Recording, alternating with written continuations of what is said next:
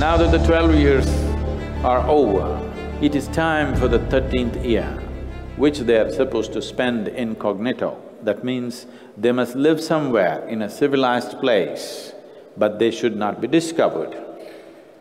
It's very easy to be caught because 5 men with 1 wife, regal-looking men, a phenomenally beautiful woman, you can't hide. You just can't hide such people. Wherever they sit, they will stick out. So this is the most challenging part. In this 1 year, if they are discovered, they have to go for another 12-year cycle. The priest Daumya and sage Lomasa, who was with them, who came from Indra's Amaravati, together they planned out a strategy for them, how they should spend this last year without being discovered. As the 13th year is coming, Duryodhana sent his spies across to every country to make sure the moment they arrive, they're discovered and back into the forest for another 12 years. He's quite confident, in 1 year's time, his spies will find them because it is not easy to hide such people and they cannot remain in the forest, they have to be in the town. And the towns are not too many.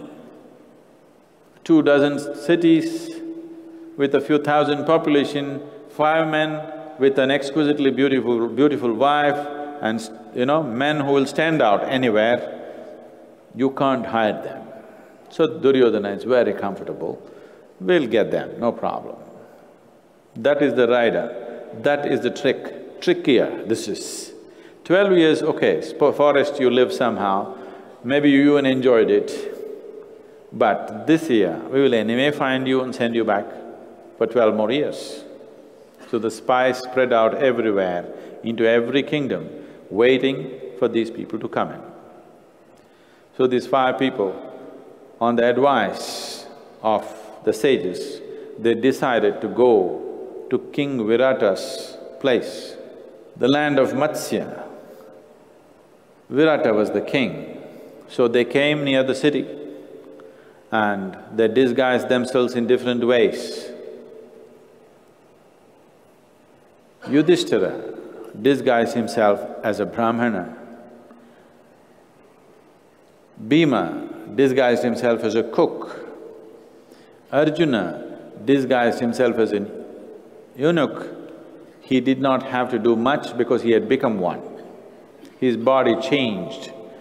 The masculine man suddenly transformed. The curse of Urvashi came in handy and it was easy for him to dress up like a woman.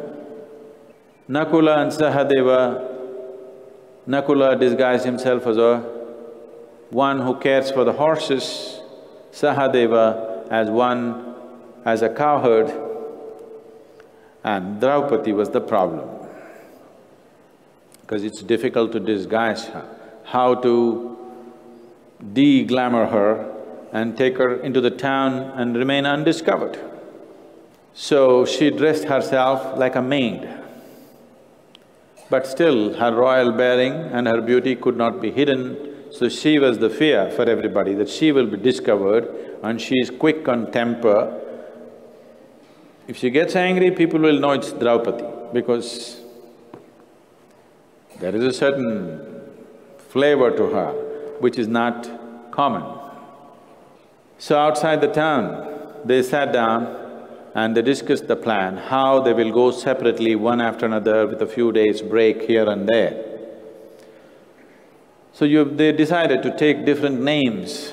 Yudhishthira called himself Kanka, Bhima called himself Bhalava, Arjuna became Brahanala, Nakula became Dhamagranthi, Sahadeva became Tantripala, and Draupadi became Sairandri.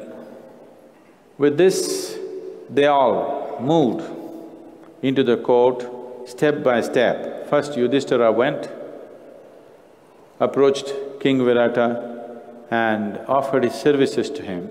By now, one thing had happened to him. Yudhishthira's biggest dream is to play dice well one day. This is like bad golfers going on dreaming, one day they want to hit the ball straight. So he wants to play dice well, and when he was in the forest, he met a sage by the name Bruhadbhava, who taught him a way and gave him a secret mantra with which he could get what he want on the dice. And now armed with this, he could win anybody. Probably, I hope not, but when I look at the man, probably someday he has a dream of winning against Shakuni. But now he went to Virata's kingdom because dice game was such a… it was a passion in those days. There is really not much other entertainment except fighting. So the only other game is sit down and play dice. So King Virata saw the skill with which Yudhishthira could play dice, and this was the best disguise because the word has spread everywhere how horrible a dice player Yudhishthira is. So Yudhishthira settled into the royal court. Virata so appreciated his intelligence and wisdom that he became like an advisor to the king. The king valued him very much and he found a position next to the king. Bhima found his way into the king's kitchen and he was a great cook, so he became popular with the foodies in the palace. Arjuna came and showed his skill as a dancer and a singer, which he picked up in Amaravati. With Chitrasena as the teacher, he was a magical dancer and an exquisite singer. Because of this, he found way into the harem where Virata's daughter, Uttari, took him as the dance teacher.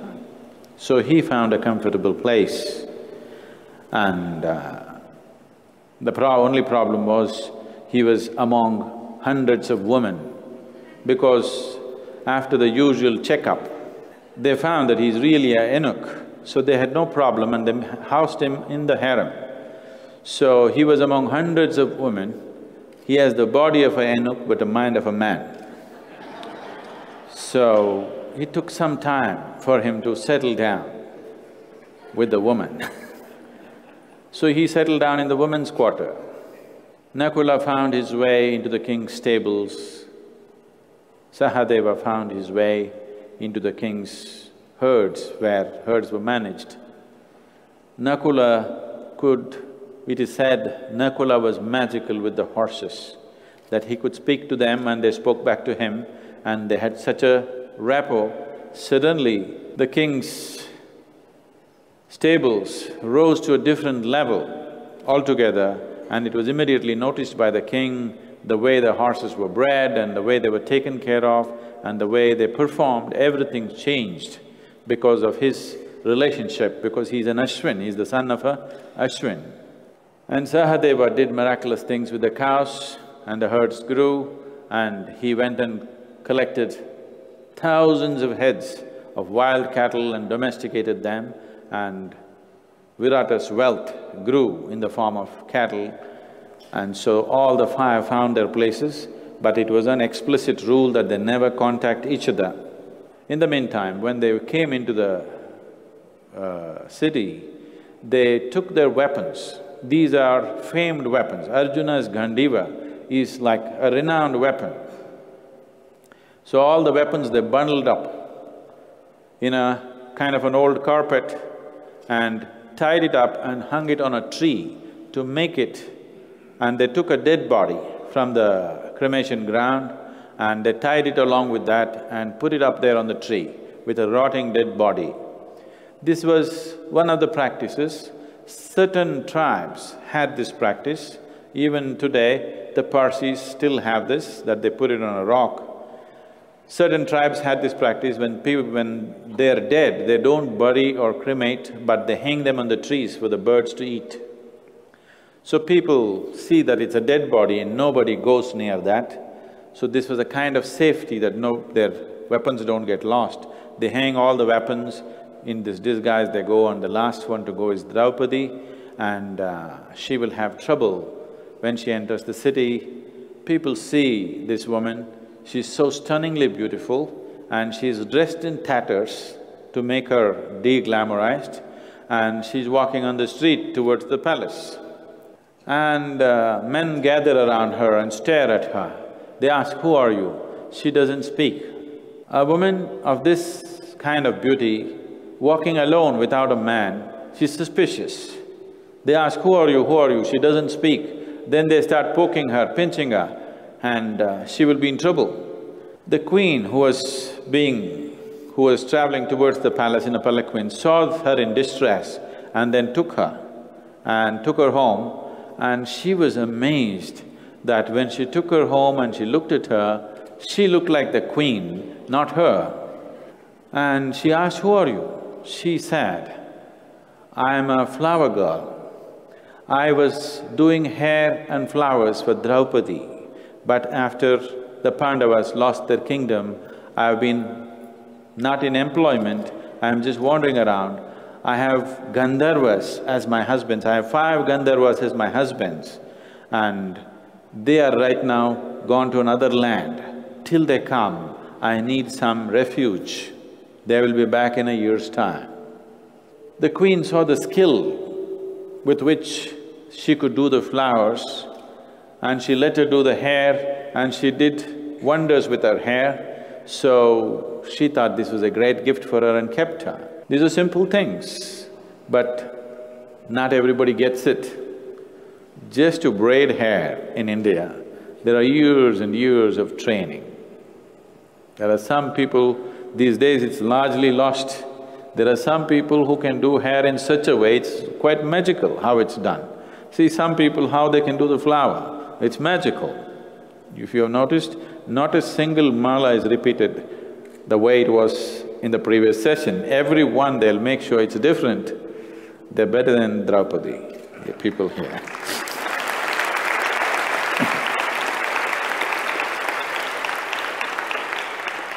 So she found place there and life continued. Many things happened. Yudhishthira became very popular with the king. They're just waiting for the 12 months to be over. In the 11th month, by now Duryodhana is desperate.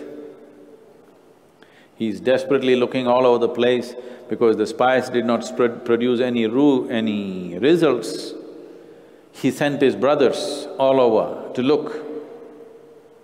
Are they cheating on us? Are they remaining in the forest? So they searched the forest, they tried to find out all kinds of things, they asked astrologers where they are, they went to aghoris and mystics to find out where they are, but they were under the protection of… This whole thing was done on the advice of Krishna that they must go to Matsya, in the guidance of the sages of Daumya and Lomasa. So they were under that protection, and Krishna has assured them, no matter what happens, you will not be discovered in that 1 year, don't fear this, just go and settle somewhere. So, 11th month when it happened, a certain incident happened where the queen's brother, Kichaka, one day set his eyes on Draupadi, the flower girl, and he went mad. He was on a conquest, he was on a battle, like a campaign. He came back. When warriors come back from campaigns, they're in a certain mode, okay? They can grab anything they want, and they're used to that. Wherever they go, the kingdoms they conquer, grabbing the woman they want is a normal thing. And when he came to see his sister and he saw Draupadi, he instantly went crazy and he told his sister, "I want this girl." So she tried to tell him, it seems she has 5 Gandharva husbands. He said, "Rubbish, if they come, I'll make sure that she has no husbands." It's as simple as that. And he's a battle-hardened man and he wanted her. Initially, when queen asked her to go and she said no, but later on, the queen insisted, "Take wine and go to Kichaka's quarters. in the evening. Then she activated Bhima. She was not supposed to contact anybody. And she knows if she goes to Yudhishthira, he will talk dharma. And above all, if you do anything to Kichaka, the chances of being discovered, because in Matsya kingdom, only in name Virata was the king, because he had become old. He was almost 70 years of age. Kichaka was the power. He was the one who controlled the army, he was the real power. Virata was only a king by name, by stamp, but he was the real power. So if he dies or something happens, it'll be serious trouble. So she went and instigated Bhima. She said, I'm not going to that man, and if I go there, I will kill myself. Either you do something about this, or today I'm going to kill myself. So a secret rendezvous was arranged for Kichaka. Bhima came and killed him, and after he killed him, he did his usual act because it's been a long time, 11 months since he killed anybody, just cooking. He was like itching for action. So after he killed him, he didn't leave him at that, he pushed each of his limbs into his body. He pushed his hands into his body, he pushed his legs into his body with sheer brute force. After a few days, when the news spread, nobody knew who killed Kichaka, and when the queen said it must have been the Gandhara husbands of Draupadi, everybody became scared of Draupadi, that she has some magical husbands who mysteriously came and killed someone like Kichaka. Because Kichaka was a strong man, nobody thought that he could be killed like this, because no weapon was used. Somebody killed him with bare hands. People could not believe this. Is it possible that someone, a human being, can kill Kichaka with bare hands? When the news went to Duryodhana, he got alerted. And he asked, how was he killed? Then they said like this, each limb was pushed into the body. Then he said, it's Bhima. This is his modus operandi. Only Bhima does that. After killing, he pushed the limbs into the body because he's not satisfied killing. He has to do something more. So he said, it is Bhima, let's go. So the Kaurava army decided to ride, not a full-fledged army, kind of a small battalion, along with Duryodhana, Dushasana, Karna, Bhishma, Drona, Kripacharya, all of them, all the stalwarts rode. And they asked another friendly king to steal Virata's cows, so that Virata goes chasing the thieves, cow thieves. So they stole the cows, the herds, and took it in one direction. Virata and the whole army went there chasing the thieves. Nobody was here, and the Kuru army came towards the city. When the only son, who was just about 17 years of age, Virata's son, Uttara, was at home, and when he realized the Kuru army came, he was with his sister and his friends, among all the women, and he said, I will go single-handedly and take the Kuru army, I will do this, I'll do that. This is a popular thing, most people in India would know that Uttara's bravery is only among the harem women. He knows nothing about fighting, he has never been in a battlefield, but he thinks he can beat the Kuru army and boasts about it. But the problem is there is no charioteer. Arjuna volunteers, Brihanala and Enuk volunteers. Uttara says, it's a shame for me to be charioted by a eunuch. No, find a man, a charioteer. There is nobody else. Then Yudhishthira, who is Kanka now, comes and says, you take Brihanala, you'll have no problems. He's a great charioteer, I know. So Arjuna as a charioteer, Uttara as the warrior went. They faced the Kuru army. He saw these people standing there. These are all battle-hardened warriors. When he saw them, he shook. in his pants and his heart sank into his footwear and he told Arjuna, let's turn back. Arjuna said, why turn back? We wanted to fight them, let's fight. No way, turn back. Immediately, I order you, let's go back. Arjuna said, no. Uttara got off the chariot and started running. Arjuna chased him, caught hold of him, put him in the chariot and said, wait, because they don't engage you in battle till the enemy is ready. They're waiting. And it's one big joke, big laughter on the other side. Arjuna said, wait, and he took him to the tree, took down his Gandiva. And then he told Uttara, I am Arjuna. And just then, the 12 years, the 1 year that was to happen, the 13th year closing, just then it closed according to certain calculations. According to Duryodhana's calculations, there are still a few days left. In India, there's a lunar calendar, there's a solar calendar, and there's a luni-solar calendar. No, luni does not mean that. A calendar which is a kind of an adjustment between lunar and solar movements. So, according to solar calendar, the time was up. Duryodhana's argument is, we are Chandravamshis, so we must go by lunar calendar. So Arjuna came out as a warrior and they couldn't recognize, who is this? Then this whole thing goes on always, that if you strum the Gandiva, the sound was such that it was unique and it struck terror in people's hearts. So Arjuna just struck the Gandivi and strummed with the Gandivi and they realized it's Arjuna.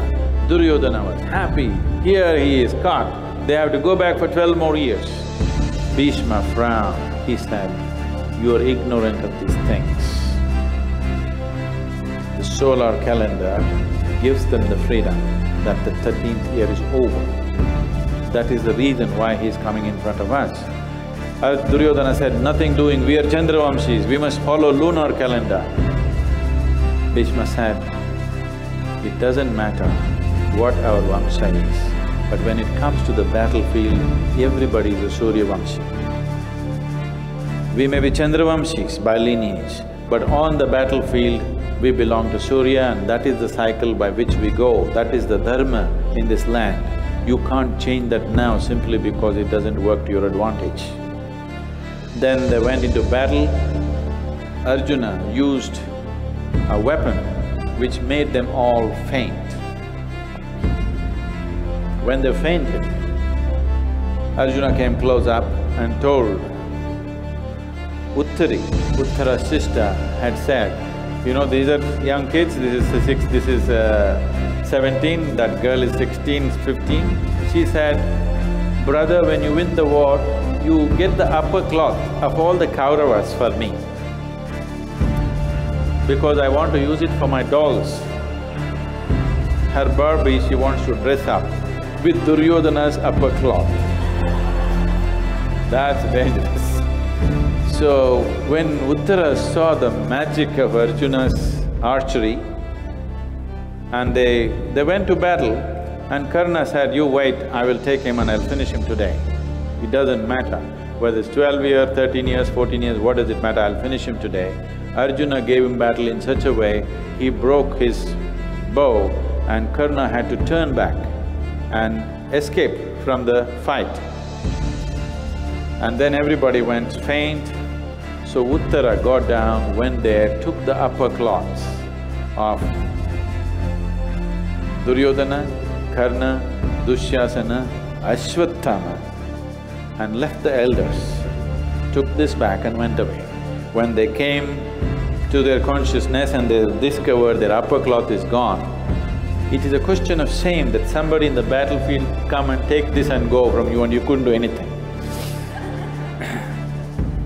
So they were completely shamed and they came back, but Duryodhana was still arguing, this is the calendar, that is the calendar, my astrologer says this and that, but Bhishma said, according to the law, they have gone by the law.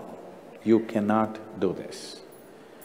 By then Duryodhana, anyway he was always determined, but now he expressed, it doesn't matter, it is 13 years or 14 years, I am not going to give back anything to them. When Arjuna and Duryodhana, both of them go to Krishna just before the war to ask for support. Both of them will end up in Dwaraka to see Krishna. Duryodhana comes first. Krishna is pretending to be napping. Maybe he was not napping, but I think he's pretending. Arjuna came and sat Duryodhana came and sat at his feet, he looked. Krishna's feet were pointing at him. He thought, why should I sit at his feet? People say all kinds of funny things, that he is God, he is avatar, nonsense. I am a king. He's not even a king, he's a cowherd. All right, he's got a big army, I have come for help, but why should I sit at his feet? And he went and sat this side. Arjuna came after him, came down and sat at his feet, up on the floor. Duryodhana sat on a seat, just waiting like this. Krishna opened his eyes, lying down. When you open your eyes, you see this person first, not this person. So he said, oh Arjuna, you have come. Duryodhana did He's making his presence felt. Then Krishna looked, oh, both of you have come, what is the occasion? So wonderful. What is it? Duryodhana said, there's going to be a war and we need your support. Then he looked at Arjuna and asked, what have you come for? You need to understand this. Arjuna doesn't even speak unless he's asked to speak. Arjuna said, I have also come for the same purpose. Now both of you are dear to me. How do I do things? Let me do it like this. One of you can take my army. With the other, I will come, but I will not fight. I will not bear arms. I'll just come with you. I'll just hang around with you. But because I saw Arjuna first, I give him the first choice.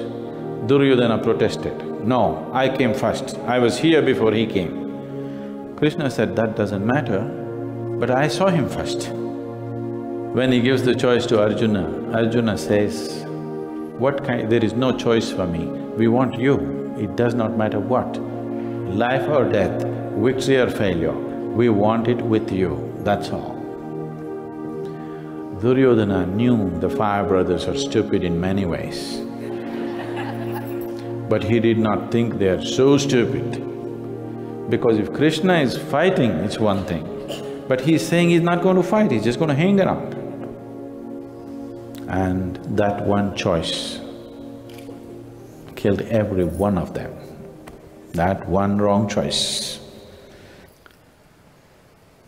When war becomes inevitable, when Krishna comes to sue for peace, Duryodhana and Karna try to take him captive. He comes as a messenger of peace. He says, let me give it a last chance. Everything has gone bad, battle is on, almost on. People have arrayed themselves on either side, everybody is ready to fight. But Krishna says, let's give peace one more chance. The Pandavas said, don't go, because it is not even safe to go there, they're just ready for anything. Krishna says, it doesn't matter, I'll give it one more try. Let's see if we can avoid this cruel war. And he comes here. He comes to Hastinapur and Duryodhana tries to welcome him as his guest. Krishna refuses his hospitality and stays in Vidura's house. Vidura has moved out of the palace and lives in his own small house, and he takes nothing from the king, and he lives on his own meager private income that he has, though he has access to everything in the palace, because he says, I don't want to eat from sin. And he grew his own organic vegetables at home and ate raw vegetables. He is the first salad-eating man. This is famous in this country as Vidura's Saag. Have you heard of this? Vidura's Saag, you've not heard of it? Vidura's Saag means raw vegetables. He just plucked vegetables from his garden and ate because he did not want to take a penny from the king or from Duryodhana because he thought it is tainted, everything is tainted and he didn't want to eat out of that. So Krishna went and stayed in Vidura's house and ate Vidura's Saag. So Duryodhana said, "What is this? I want you as my guest, come." Because Duryodhana is eager to win Krishna over by whichever means. Krishna said, "I have come as a messenger for the Pandavas and I cannot be your guest and I will not be a guest in a house of sin." Before that, Krishna takes a vow. When he comes to know what happened to Draupadi and Draupadi cries to him, tears of bitterness, and she says, "This is what they did to me. You were not there. Though you saved me at the last moment, you were not there and this is what they did to me. I cannot forget this. Till I see the blood of Dushasana, I cannot forget this." So Krishna took a vow. Krishna said, "The heavens may fall, the Himalaya may be leveled, the seas may become dry as dead men's bones, why the earth herself may burst asunder, but I will keep my oath to you. To avenge the crime against you, there will be a war to end all wars. Your eyes which shed drops of fire today will see all 100 Kauravas dead upon the battlefield. Wipe your tears, because the tears are the prerogative of the 100 widows in Hastinapur." So he's taken this vow, but still he tries to sue for peace, and when he comes here, Duryodhana tries to welcome him as a guest, he refuses and goes and stays with Vidura. And Krishna comes to the court and tells them, "See, this is the last chance. After these 12 years of exile happened, according to your will, what you did was utterly, absolutely unfair. Kshatriyas play game of dice, but nobody wins a kingdom with dice. This is unbecoming. What you have done is unpardonable. If I was there that day you would have died." He told Duryodhana in his court, "If I was there that day when you did what you did to Draupadi, when all these elders sat here and splitting the law, finding about the nuances of the law, I would have killed you right there. I was not there, so you have lived till now. But now I am telling you, give them their Indraprastha. You rule yours, they will rule theirs, as you agreed. Because what they said was, 12 years they should go to the forest, 1 year in incognito. In case they are found out, they must go for 12 more years. They successfully completed this 13 years, and when they come back, he says he won't give. And when the messenger of peace comes earlier to Krishna, Yudhishthira, as usual, he says, "I don't want war. If they are not willing to give the whole kingdom, let them give me 5 villages just to keep their word, so that their dharma is not broken." They promised, let them not die with a lie. Just 5 villages, we will live in these 5 villages. When Duryodhana hears this, he says, "I will not give even a point of a needle. I will not even give them that much of land which covers the point of a needle. Forget about 5 villages. No way I'm going to give." So Krishna said, "You refuse to give them even a point of a needle.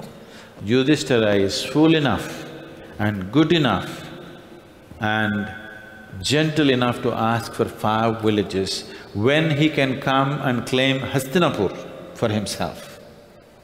Not Indraprastha, he can claim Hastinapur, but he is asking for 5 villages and you are saying you will not give a point of a needle.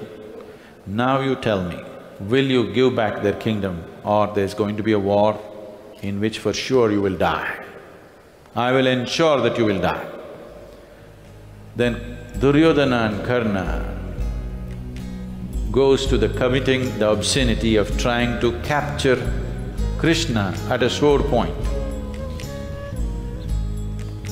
And Dhritarashtra, for the first time, he's terrified. He knows if they touch Krishna, then things will go bad. Krishna just breathes out a breath in such a way that everybody in the court is absolutely terrified and his form changes into a fierce kind of form where the energy of it is felt so powerfully that there is nothing that they can do, these 2 people with swords drawn. And Dhritarashtra, he's capable of coming to senses. He feels the energy and he says, "Oh, Avatar, I have no eyes to see anything else. I have not seen anything else in this world. Just give me vision for a moment so that I can see you." So Krishna grants him vision. And Dhritarashtra sees Krishna in a fierce, immeasurable form. And then he says, "Please take away my vision. After having seen this, I don't want to see anything else. I just want to live with just this one vision. This is the only thing I have seen in my life and that's enough. I don't want to see anything more." And Krishna leaves. War is for sure. When he is leaving, he kind of engineers that his path crosses Karna's path. He comes to Karna and he says, "Why are you doing this to yourself? This is not what you are. And let me tell you what is your parentage." Suddenly Karna breaks down. He always wanted to know who he is, where did he come from, who let him off in the river in that little box. Krishna said, "You are the son of Kunti. Your father is Suryadeva. You are the son of Kunti." Karna breaks down. Suddenly, he realizes he's been actively trying to nurture hatred towards these 5 people, even though it was not naturally so. Because he has gratitude for Duryodhana, somewhere he believes he must hate these 5 people. Though there is no hatred in his heart, he works it up all the time and comes out with meaner than… If Shakuni says one mean thing, he will say the next mean thing. He won't stop there because he's working up his hatred always, trying to prove his loyalty, trying to be grateful forever for what Duryodhana has done to him, accepting him as a king, giving him a position and place in the palace.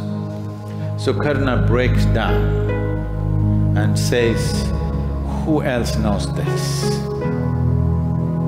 Krishna says, "Kunti knows this, and Bhishma knows this."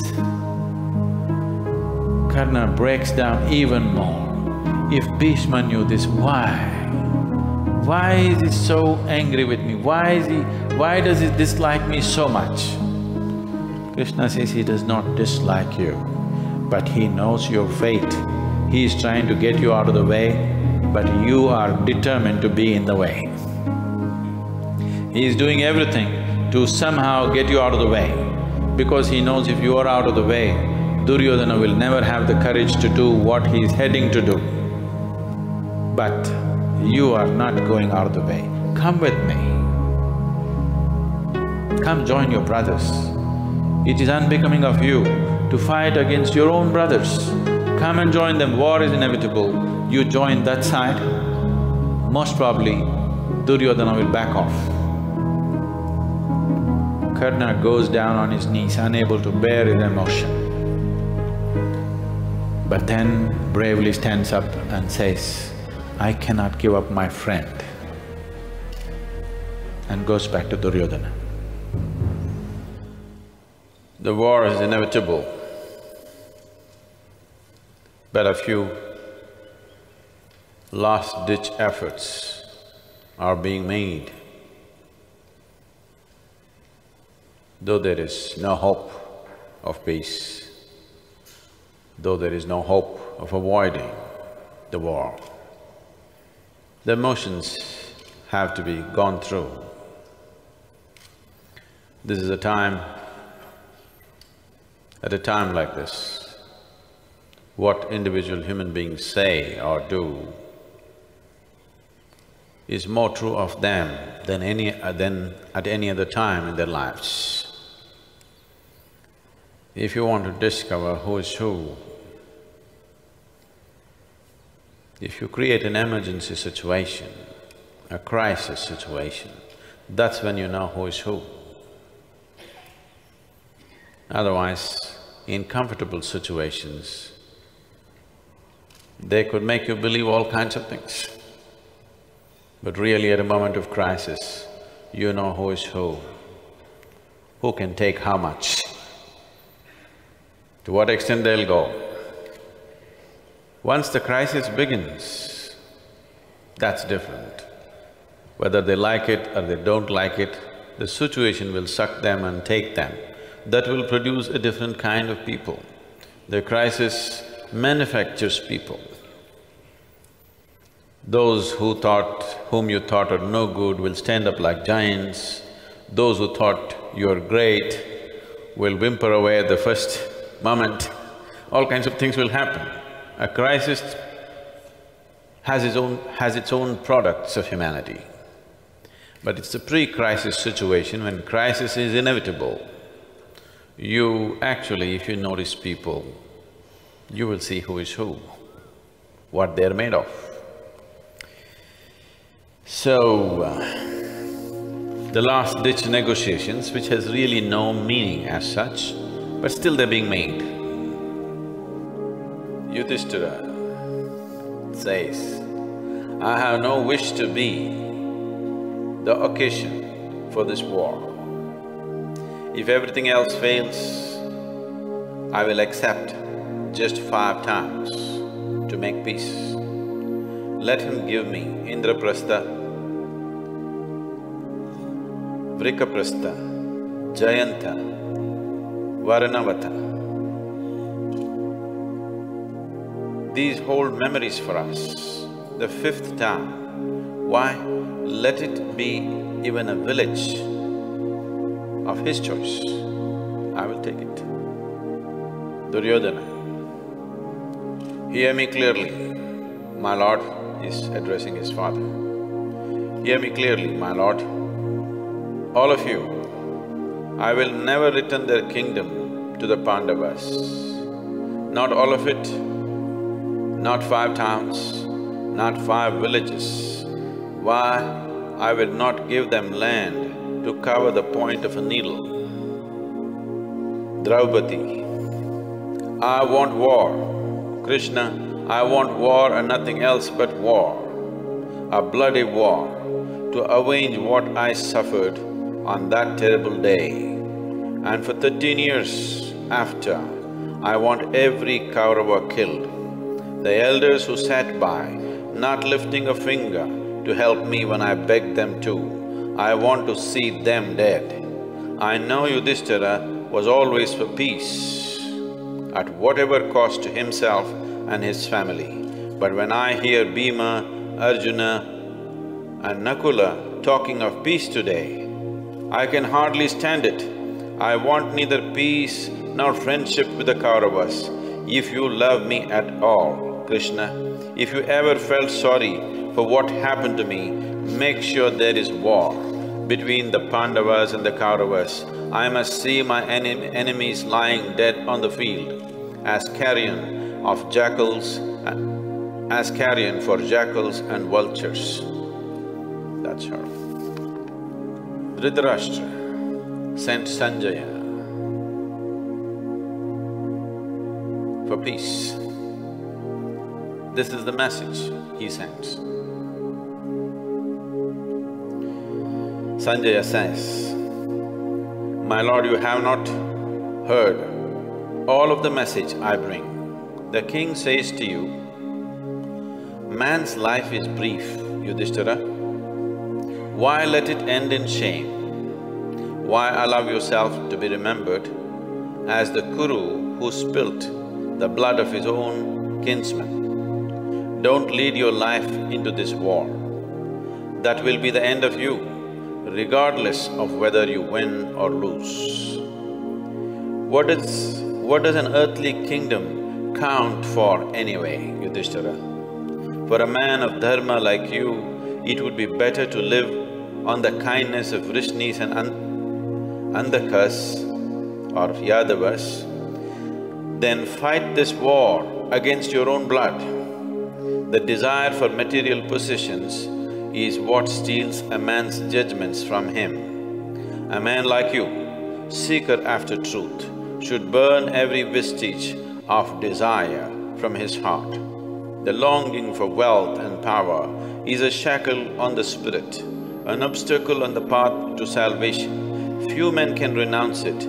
You are one of the few, Yudhishthira, Prince of Dharma.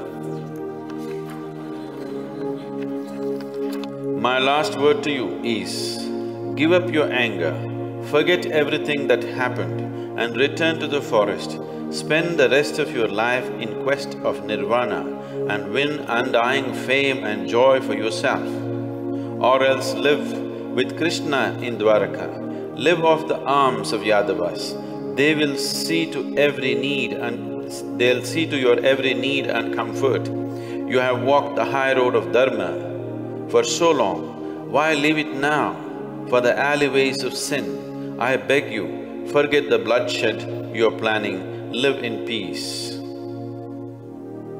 So, obviously such an effort towards peace is bound to fail. So inevitably, they hurtled themselves towards war. It was decided, they will fight the war on the field of Kurukshetra, where Parashuram, in the earlier generation, had slaughtered hundreds of Kshatriyas and made pools of blood. And when people pleaded that, "Why are you continuing to do this?" he said, "Okay, I will grant them this, whoever dies on this field will attain to their liberation, but sparing their lives here is like destroying the world, because these Kshatriyas are like… they have become like worms infesting the planet. They're eating up the planet, splurging on it too much." So armies assembled.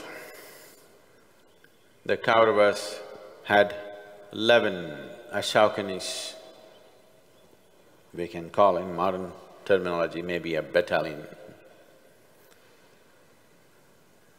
And the Pandavas had 7, so 7, 11. In this war, there were 2 key people who did not take sides.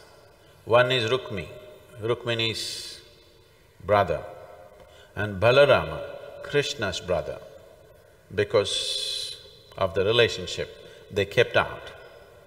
Just before the war, Arjuna suddenly has an urge for peace. Between the 2 armies, he says, "I don't want this.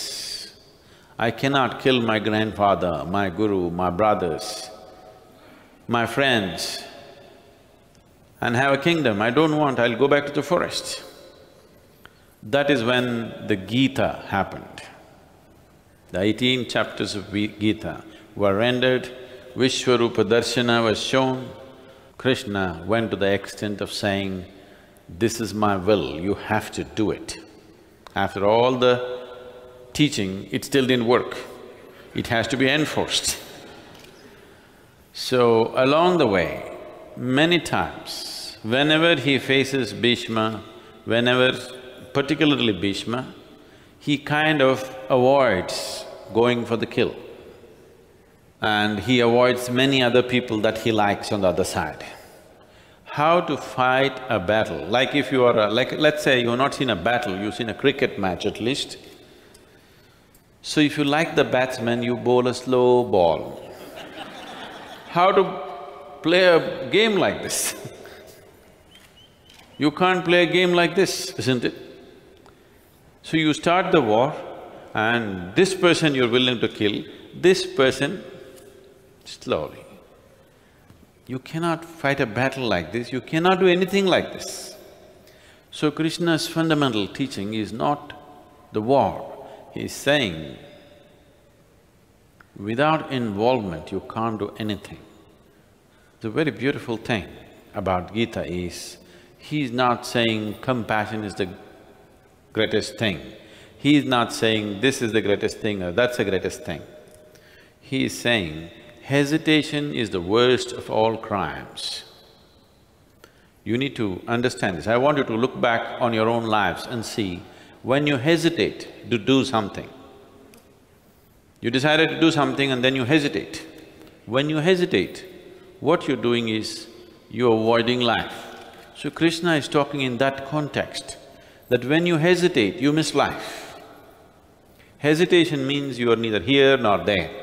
Krishna is saying, before you start such a big event, I don't know if you can call it an event, such a huge mega situation of a war, a major war, off and on you hesitate. You start something, there is no looking back. Either you sail through or you die, that's all there is. This is not just with war, with lots of situations in our life. You start something halfway down, just because it's not comfortable for you, just because something is unpleasant for you, you think you can drop it and go. Every day I have this going on.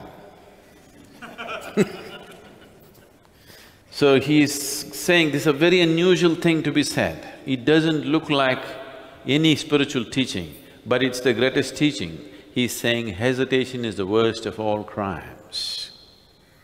Because you see, when you hesitate, you're missing life. You're losing touch with life because you are not in life, you are lost in your mind. Your opinions, your ideas, your emotions have taken over and it does not allow you to function. On the spiritual path, it's a daily affair. Sadhguru all the way. Usir kuduthruva.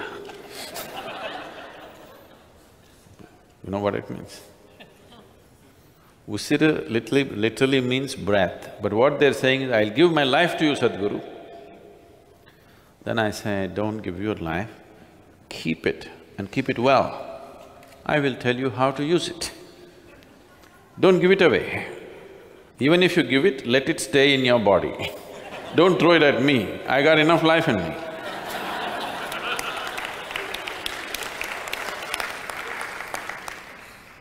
Don't shoot your life bullet at me, keep it in your body and we will tell you how to put it to truly wonderful use, how to make it worthwhile for the life that you are. So today, usir kudutuduve, tomorrow morning, Sadhguru, I don't like the food, Sadhguru, in the ashram, I can't.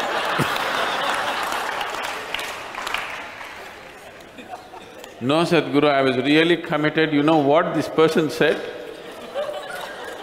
Oh, they even said something about you. Is there something that they have not said about me? Anything that a man can do and cannot do has been said. So Krishna is saying, see, you need to understand, people gave a title to Krishna, that is a deserter. He's called Ranchor. Ranchor means a deserter. Because when Jarasandha attacked Mathura and another king from the west, from Afghanistan, attacked from this side, he saw there is no way to fight these two at the same time. So he took his people and went to Dwaraka to save them.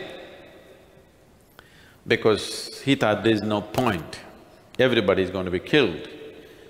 Let the city burn, let the people live somewhere else. So they went on, made out a great city somewhere else. Dwaraka became one of the richest and most prosperous cities of the day. For this, he got a title which he could never shake off. People among the Kshatriyas called him Ranchor. Ranchor means one who stole away from a battlefield, that means a coward, that means a deserter. All his life, this title stuck to him. He did not withdraw out of hesitation. He withdrew because he made a decision that if he stays there, all the people will die for nothing, his people. So he withdrew. So making a decision, a strategic decision in a war to do something is different. But you're willing to kill this man, you hesitate to kill this man when they're wearing the same uniform. It's the uniform that you kill, not the men, isn't it? In a war, you're not killing men. If you look into their lives, maybe this is such a wonderful guy, I don't want to kill.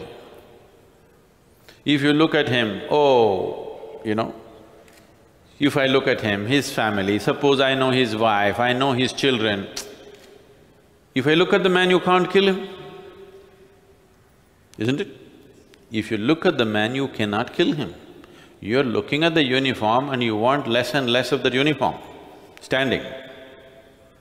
That's all a war is about, isn't it?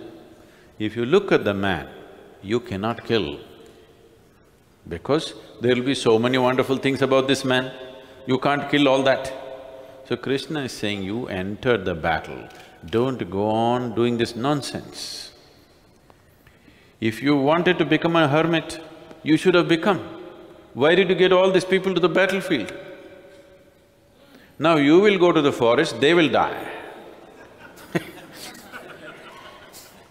How is this? They came to fight for you, now you will become a hermit, they are going to die. This is not allowed. You go, either you kill or you die, one of these things you do.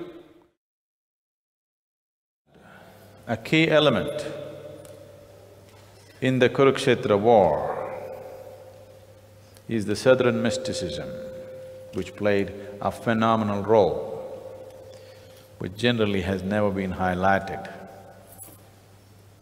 The mystic dimensions could manifest in many ways. On the battlefield, it found its own expression of a very different kind. When Kurukshetra war was to happen and Kauravas and Pandavas went about campaigning for support, just every king across the nation joined the war, either this side or that side. But the Udupi king said, I will not join the war as a warrior, but I will cook for both the armies. So both the armies were served by the same team of people. So both the armies ate the same food. They ate together and then went and fought. So Udupi king took the cooking responsibility for the battle of 18 days. And even today, Udupi people probably own the maximum number of restaurants in the country. They are still cooking for the country. When the war is on, every day in the night, the Udupi king brings a few groundnuts. Groundnuts means, for those who come from outside the country, peanut. Here we call it groundnut because it grows in the ground here.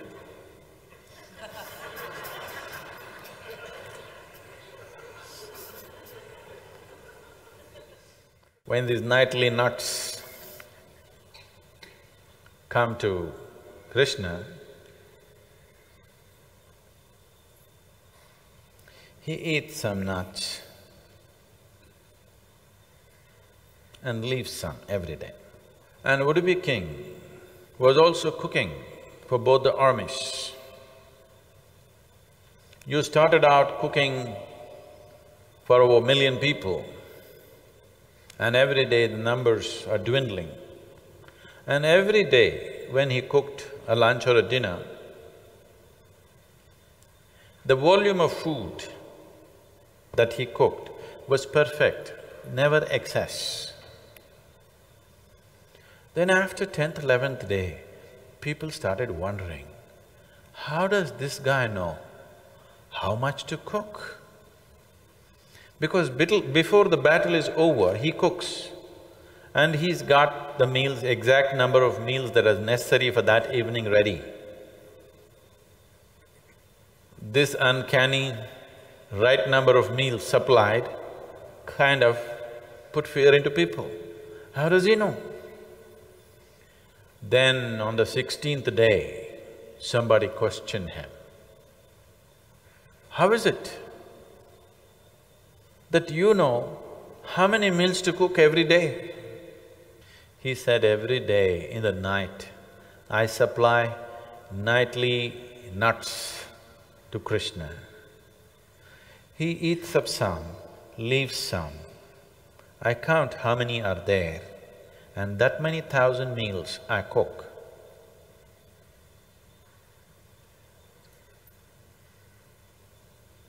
You get me? Another warrior from the south arrived on the battlefield with only 3 arrows in his quiver. Only with 3 arrows he came to battle.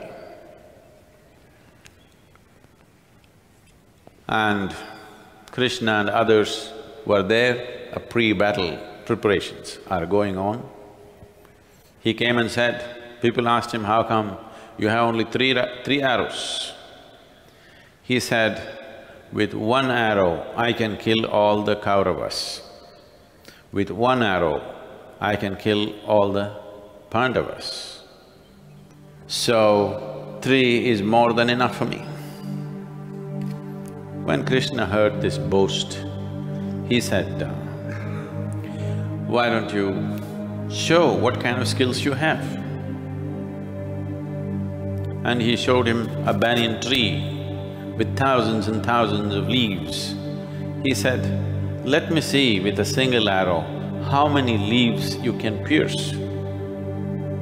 Barbaric used a single arrow with the necessary empowerment of occult.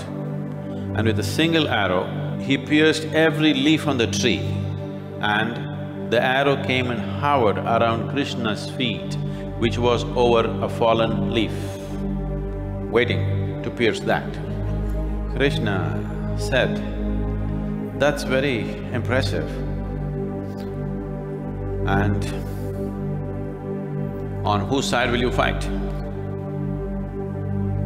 Because nobody has seen him before, he's come from the south. He said, I will always fight on the losing side. Day by day I will see. If Kauravas are losing, I'll fight for them. If Pandavas are losing, I'll fight for them. Any time when I see one particular army is losing, I will fight for them. Now Krishna looked at this situation. So if this guy is on the other side, you should not win. That'll be the formula. Because if you win, if you start winning, this guy will join the… if he's on this side, he will go and join the other side. So, Krishna said, can I ask you for something which will you give it to me? I want you to remove the head of one warrior. Barbaric said, for you I will do it, tell me who it is. Krishna went into his camp, brought out a mirror and showed it to him. Barbaric knew he was done in. He asked one request, yes, but I have come all the way from the south to see this war. I want to see this war. Such a great war a warrior like me, I don't want to miss it. I wanted to see the spectacle of this war. So Krishna said, that's okay, you remove your head. I will see that your head can see and speak. So he took his sword and removed his own head and held it by the hair and gave it to Krishna before he fell. So he gave the head to him and they placed the head in the battlefield in a vantage point where he could see everything. And it so happened that when the war began, anytime he saw something cowardly, something funny, barbaric would laugh so uproariously, he would unnerve lot of soldiers. And just his laughter would create such a disharmony. Then, after a couple of days of battle, Krishna said, let us give him a much better vantage point and move the head to the top of the hill. From there he can see and laugh. Too close up, he is unnerving our soldiers. So that head was kept on the hilltop, sat there, just the head, watching the war, laughing, commenting and doing things. And remind me later, when the war is over, we'll see what the head has to say about the war. Why did Krishna dictate to Sahadeva not to reveal his wisdom and impose the rule that he should answer a question with another question? So why is he preventing wisdom from spreading? The wisdom of Sahadeva is not a spiritual wisdom, it is a worldly wisdom. If people feel strife, they will seek the ultimate. If I put a gun to your head and anyway I'm going to kill you, do you want 10 kilograms of gold or mukti? What do you want? Mukti. Obvious choice, isn't it? So, he understands that if strife is created, everybody will make the right choice. But with worldly wisdom, if you create comfort, a sense of comfort which will not last very long, people will make wrong choices. Sahadeva gathered worldly wisdom from an ant's meat. Father's flesh, of course, but from ant's food. Ant is worldly wise. Ants are more worldly wise than you are. Rainy season is coming in India, you will see how they will store up more than you. No, I don't think they can beat you. Somewhere else it may be winter, here it may be rain. They are hoarding all the time, they're worldly wise. So you need to understand the metaphor of the ant carrying Pandu's flesh. It's ant's wisdom. Krishna does not want this ant's wisdom to spread in the world and everybody become hoarders and think their life is fulfilled because they built a house, they got married, they bore 25 children and they got gold on their bodies and this and that, they think their life is fulfilled. He does not want that to happen. So he does not want Sahadeva's wisdom to spread in the world. So he said, you will not spread this wisdom. Your wisdom is useful only if spiritual enlightenment has happened, then you learn how to handle the material. It'll be useful to create comfort in the world.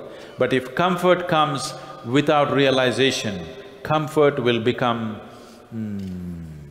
Karl Marx said the opium of the masses. It is the opium of the masses, comfort. Religion is a comfort, not an enlightening process. Somehow Marx got it right. When he said it's the opium of the masses, he was on the dot. This is what Krishna is saying. This kind of wisdom, God will take care of me, everything will be okay, God will walk with me, this will happen. This kind of wisdom, it is a wisdom, it is true in one way. This kind of wisdom will put people to sleep. it is a great tranquilizer. Krishna wants strife, because when strife is there, people will seek truth. So he does not want Sahadeva's wisdom. Even today in India, as I already mentioned, if you call somebody a Sahadeva, it is not a positive, it is not a compliment. It is an angled bob.